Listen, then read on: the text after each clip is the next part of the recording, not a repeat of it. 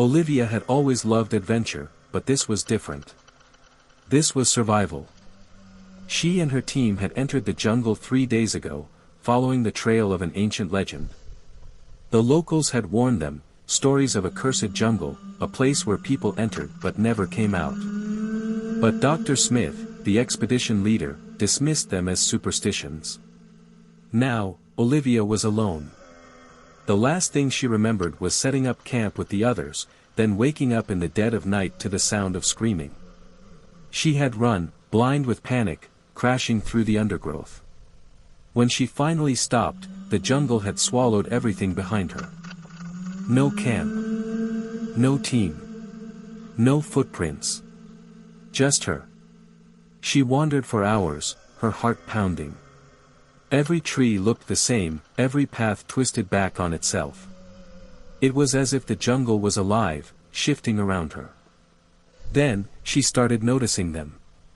At first, it was subtle, carvings on tree trunks, strange symbols she had never seen before. They looked old, ancient, scratched deep into the bark as if something inside the trees had been trying to escape.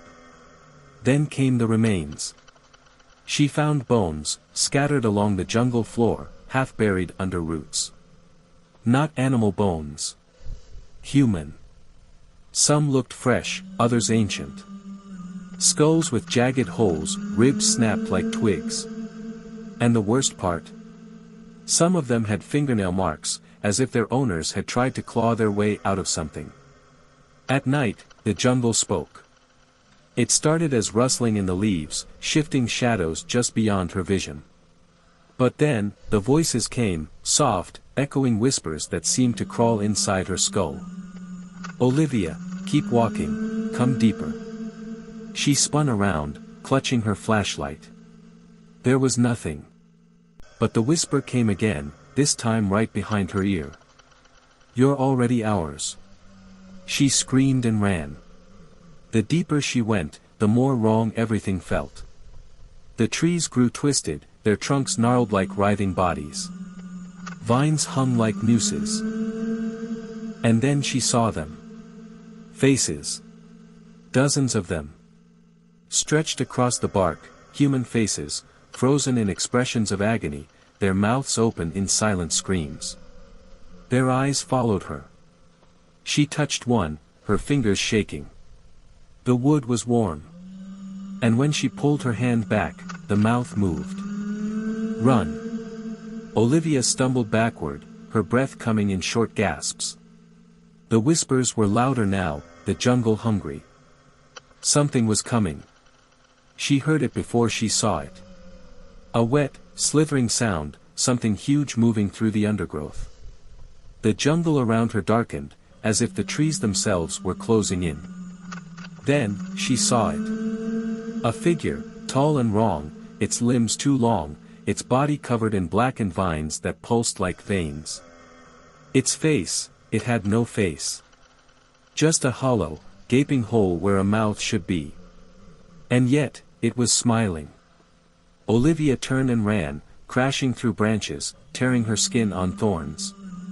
But the thing never stopped moving. She could hear it, feel it, closing in.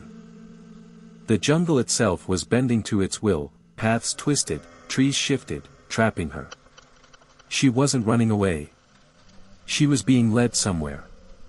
She burst into a clearing and froze. There, in front of her, was herself.